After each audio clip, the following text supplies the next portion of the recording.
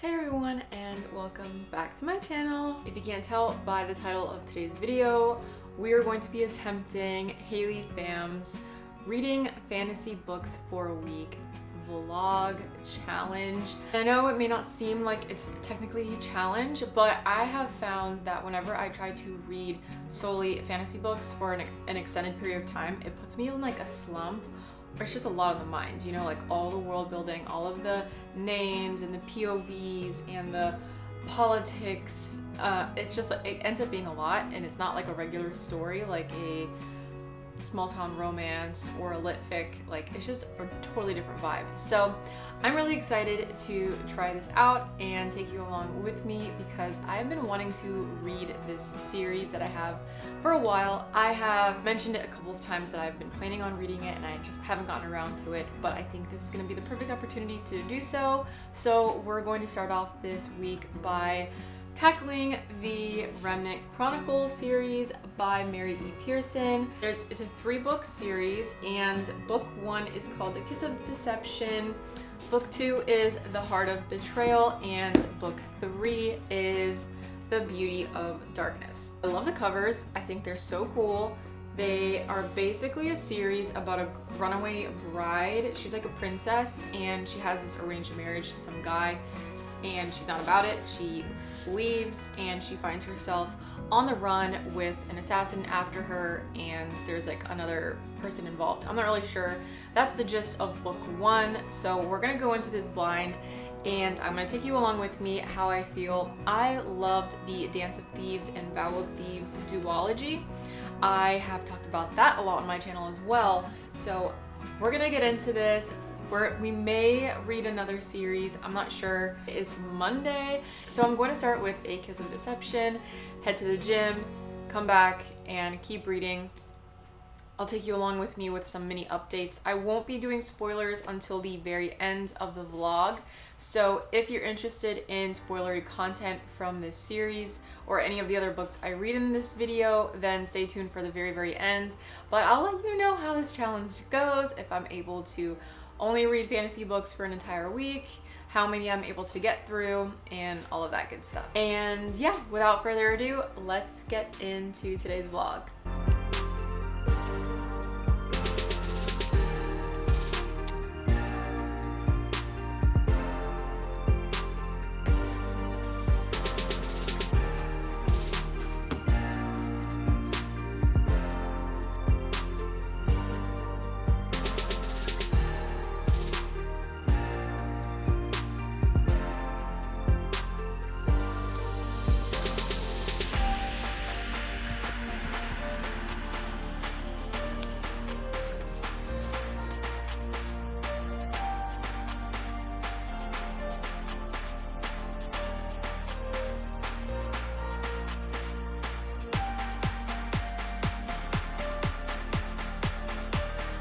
Okay guys, it is like 24 hours in to reading The Kiss of Deception.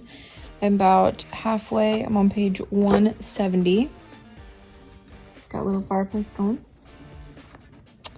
And I just wanted to update you because I haven't checked in yet, so this will be the first check-in.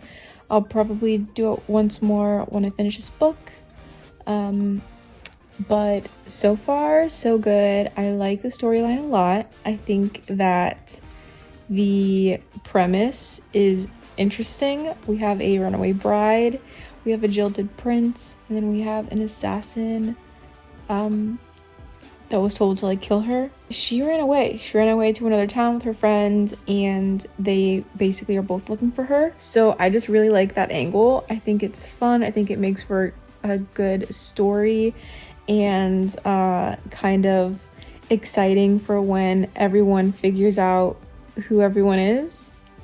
So I don't really know what's gonna happen with that. Also, I think there's some things going on like with abilities. Like, so she's supposed to have like some sort of ability, but she didn't get it, or she lost it, and I'm wondering if, and that's not really a spoiler, like, you know, you learn that in like the second page of the book, but I wonder, like, because they brought that up, I wonder if something's gonna happen with that later on in the series. So yeah, love the writing style. Mary E. Pearson is just so good at building a world that is complex but easy to understand, and the writing is not terribly like complicated. It just makes for good storytelling in my opinion, and I'm liking where everything is going so far. So I'm gonna keep reading. It is 10 o'clock right now.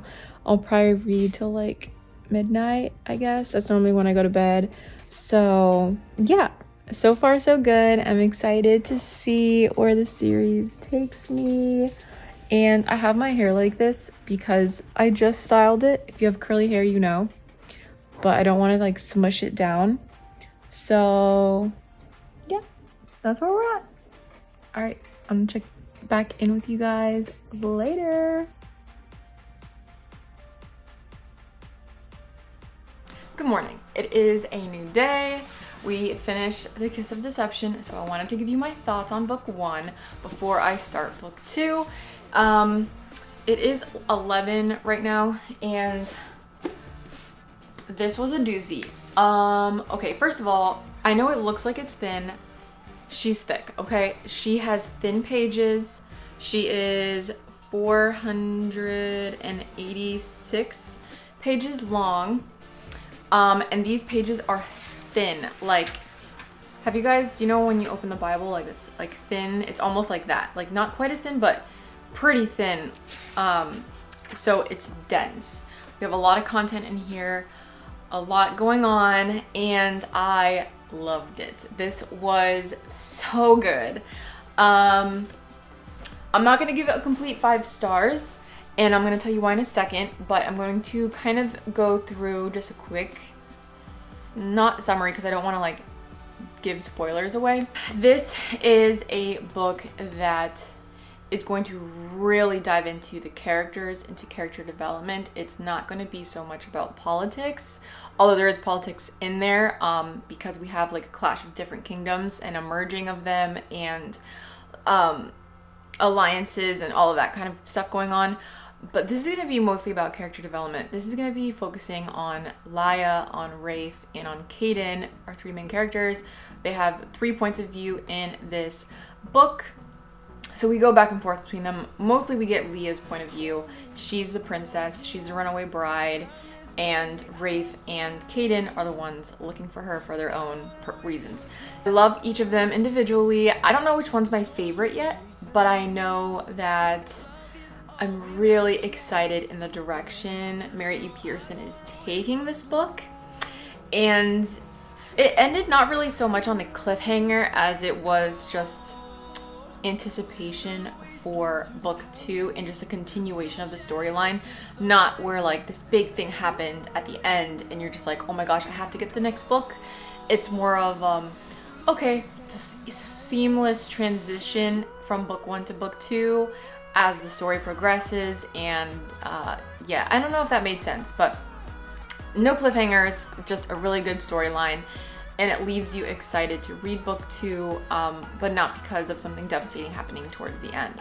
Although I will say this book was emotional. The way she wrote this book, it just leaves you with a lot of emotion towards these characters. And you get very attached to the things that they're attached to and their feelings. You feel everything very deeply because they feel everything very deeply. So some things go down, and I had a lump in my throat. It was good. I liked that. We're going to make some lunch, and then we're going to start book 2. Hopefully I can get through all 3 books this week. So far I feel really energized. I don't feel like I'm going to be in a reading slump. I'm really looking forward to starting book 2. And also, can you guys just see this cover? It is awesome. Check it out on Amazon. Have all this, they have all the books there, or you can go to like those used bookstores. But I really like the quality of these. I really wish they had these on like at like local bookstores or Barnes and Noble, because this story is awesome. So anyway, we're going to start. I don't know yet how I'm going to give you guys updates on the rest of the series without giving away spoilers, so I'm going to try my best. But if I have to give you a heads up, then I'll just give you a heads up if there's gonna be some spoilery content. But yeah, let's go make lunch and then we'll get back to reading. Fueled by them to see the horizon, turn us to thousands, and we'll grow in number. Fueled by them to see the horizon, turn us to thousands, and on we'll go, through the wastelands, through the highways, till my shadow turns to sun rays, and on we'll go. You guys.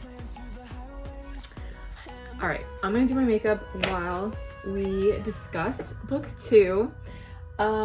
That is The Heart of Betrayal is the name of book 2 in the Remnant Chronicles, and holy guacamole, 5-star read. It was amazing.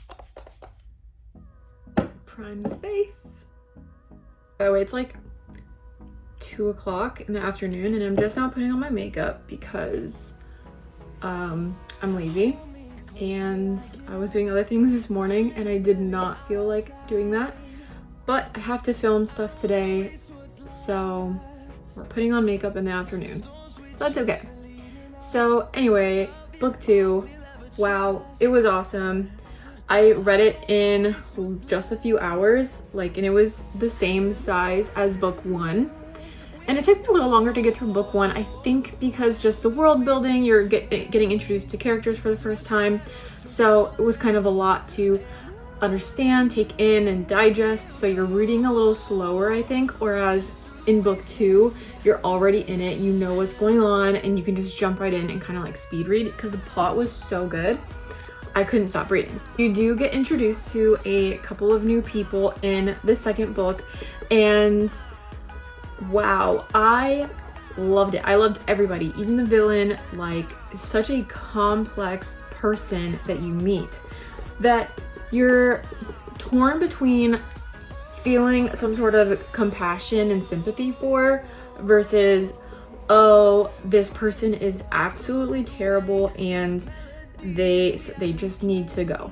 Like, we need to figure something out with this person. Like, you do feel compassion, and I love that dynamic in a villain character. I think it just means that the story was really well written, and there's just a lot more depth than what meets the eye, and like surface level character development. You get like really get to understand people on a different level, because in book 1 you only get like a little bit of info on why these characters, like why is this person an assassin, who is he working for, and like the prince, what is his deal, why is he doing certain things as well. But we learn a lot more about the assassin's side in book 2, well, both of them, but a lot of the stuff takes place somewhere else, and so you get a lot of back history and just amazing story. Very well made and fast paced. Even though there's a lot more that you're learning for the first time, I think that it makes, because it's so well written and so simplistic without being like dumbed down, it's like such, it's just, I don't know how to explain it other than it's a really good fantasy setting, and this kingdom is very complicated, but you get little snippets of their history, like the lore and the myths and the stories behind these kingdoms and how they came to be, and I loved that. I thought it was really well made. Sometimes that kind of stuff bores me. I actually found it pretty interesting. The author did a good job of like tying everything together, and book 2 ended, like the last 30 pages, I would say, were just so intense. I was at the gym, you saw the clip earlier, I was on my way to the gym and I was so bummed that I had to put the book down to go work out, but I was just like, did this really just happen? It was crazy. It was so crazy. Now I will say I had different ideas for where I thought like the love interests were going to go, and I still think it could go that way, so I have hopes that what I want to happen will happen, but I don't know if it will. If you have read this series, let me know if you know what I'm talking about. You'll know in book 1 that there's kind of a love triangle thing going on. That's kind of like a no-brainer just from like the back of the book, so it's not really a spoiler. But in book 2 that continues, and it's, I don't know, like I do like the main character a lot, or Leah. I like her a lot, and I just, is she confused, or is she like really just trying to manipulate people to get what she wants, or is she just trying to do what's best to get herself out of this really bad situation? I don't know. I think it's open to interpretation right now, but we have one more book to go. It's a doozy. It's big. It's like 700 pages. Yeah, we're gonna start it today, hopefully finish it tomorrow, and tomorrow will be Friday, by the way, so it's Thursday right now. And yeah, very excited to see where this book ends up, because it's just so good, guys. So very excited. I wanted to give this update, and I didn't really have time because I have to film other stuff right now, so that's why I'm doing it while I'm doing my makeup. But you know what, we'll take what we can get. I just wanted to give you guys an update for where I'm at. But so far, I really enjoyed book 2 more than book 1. It's a 5 stars easily for me. And another thing I think I really like about this series is if you are not into fantasy romance for the spice, the smut scenes, like if you don't like any of that, you will really like this book series, because Mary E. Pearson is fantastic at writing a relationship that does not need those scenes to grip the audience into feeling like the love and like the angst and all of the stuff that comes with romance. You can just feel it through their actions and the words that they say, not from like, you know, the sexy time scenes. So if you're not into those, I think you will like and appreciate these books. Same with The Dance of Thieves, but yeah, for this series in particular, I think you'll like it anyway. So I'm gonna finish my makeup and then we're gonna go and start book 3. So yeah, I'll catch you guys later with an update on how it's going.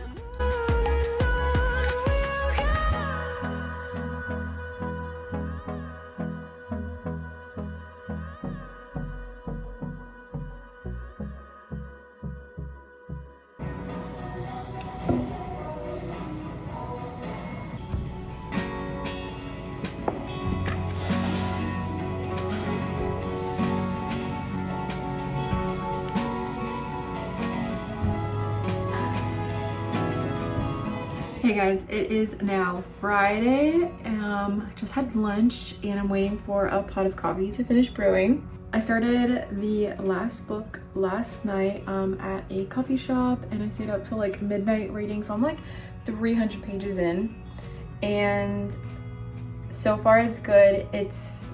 I think what I think is going to happen will happen, which makes me really excited for the progression of this book, and it's just making me love this series even more, because even though it was kind of predictable, it wasn't that predictable to the point of it being like cheesy and annoying. Like, I really love the storyline. So I'm gonna keep reading and hopefully finish it tonight.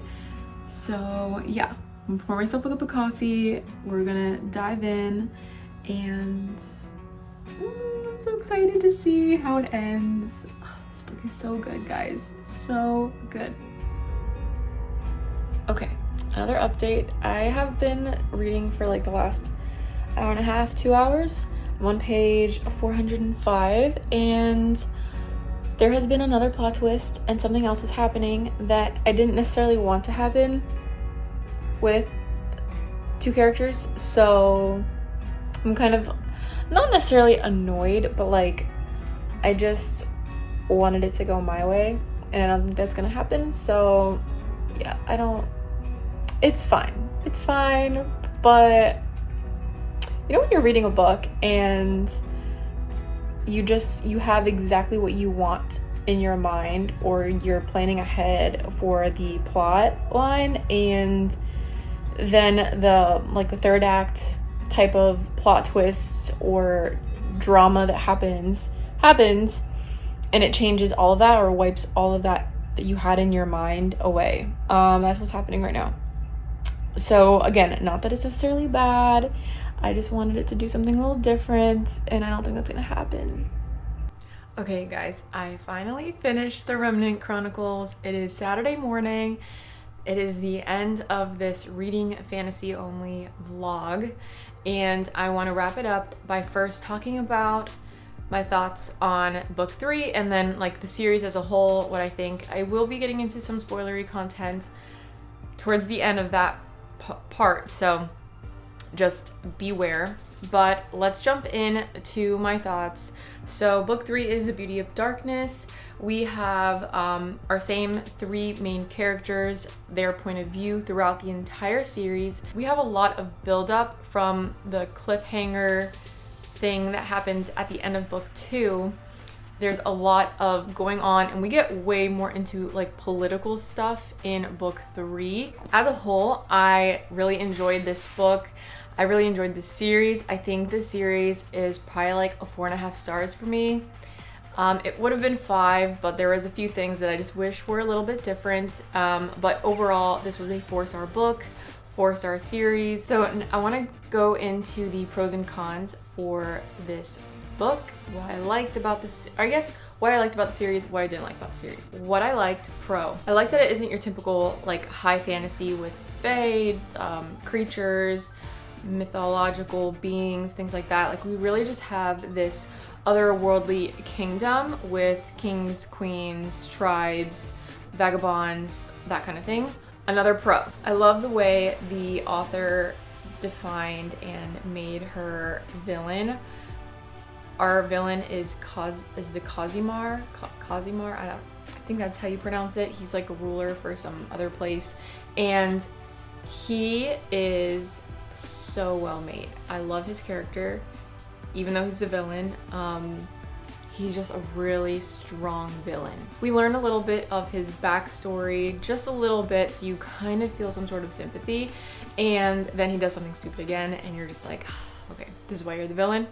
Love that. Another pro, I loved the world of Venda that we get in books 2 and 3. They have this whole little society, and I liked the close-knit community aspect of it all. I liked like imagining the shops and the people bustling about. The last pro obviously is just I really enjoyed the story. I think the overall outline for this series is well made and well thought out.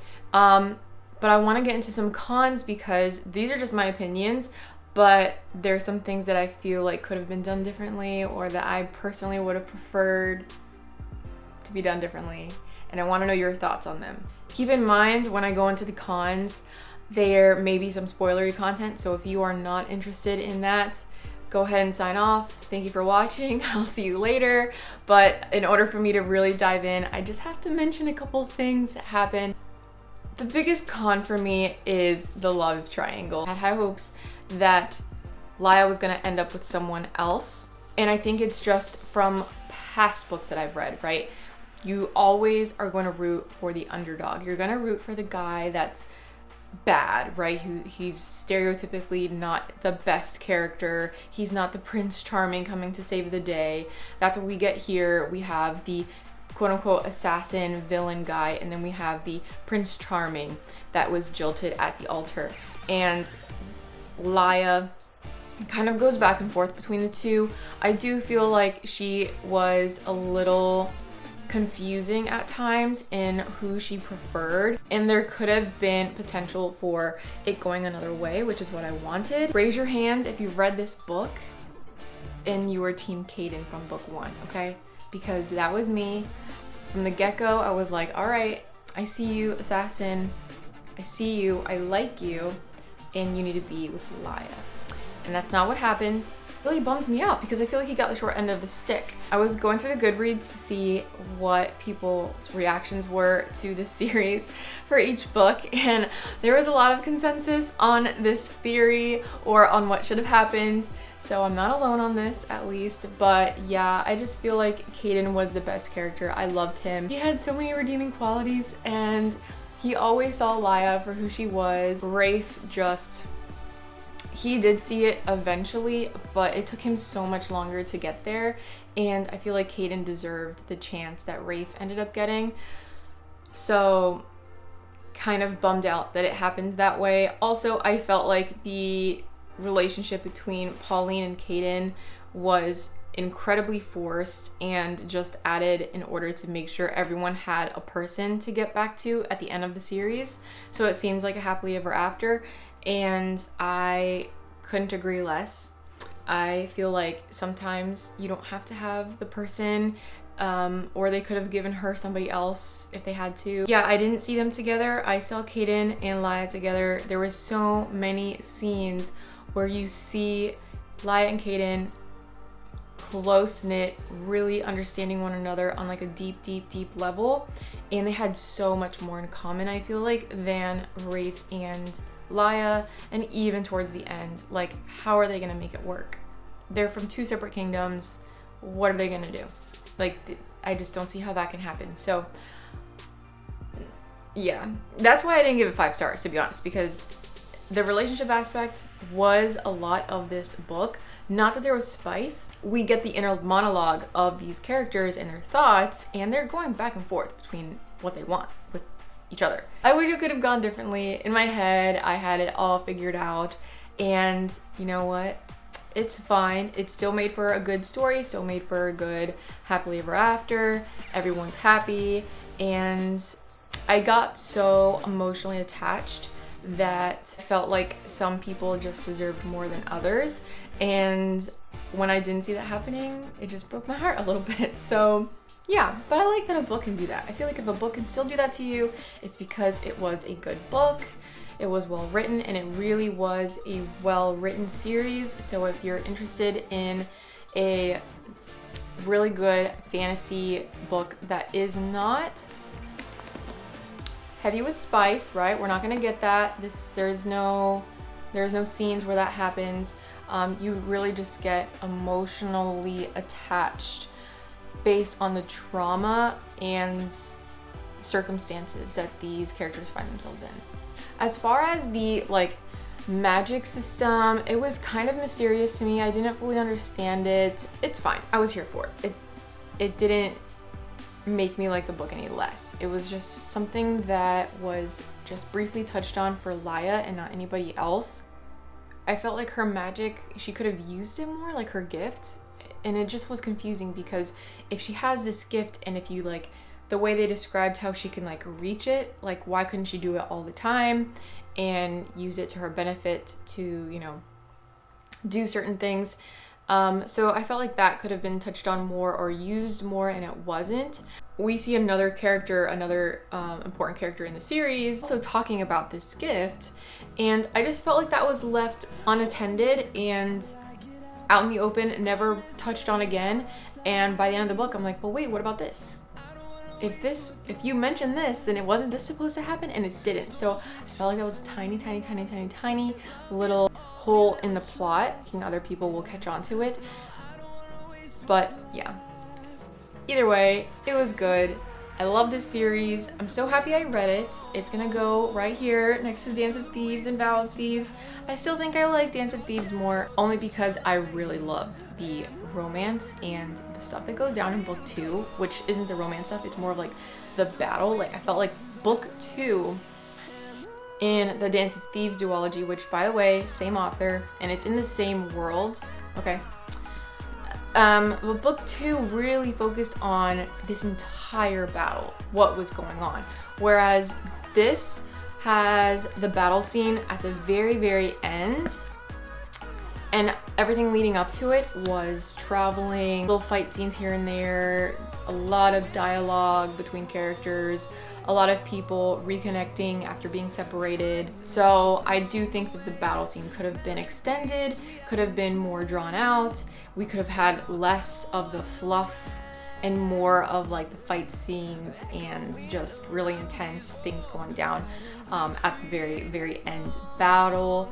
That was super climactic and hugely built up even in book 2, and we only got a little glimpse of it. So just my opinion, let me know if you guys agree. But yeah, that is what this vlog was, and I'm so happy to be done. I think that even though it was just 3 books, it was a lot. This book is super thin. We got thin pages, we got a lot of content, and I'm pretty tired. I've been staying up pretty late every night to get these books done. Happy I did it, but I think I'm going to be switching over to another genre just to clear my head. Yeah, let me know if you like this book series. What are your thoughts? If you are, I do recommend it if you haven't read it, but if you did read it, please let me know what you think, because I want to talk about it with people. And if you have any other book recommendations to get out of a slump, maybe, because I feel like that's what I'm kind of getting into right now. I feel like really drained and tired from reading fantasy. So any non-fantasy book recommendations, leave them down in the comments below. But that is going to be it, guys, for this reading vlog. Thank you so much for watching. If you like this type of content, please be sure to give it a thumbs up, and don't forget to subscribe if you haven't. And until next time, I will see you in my next video. Bye!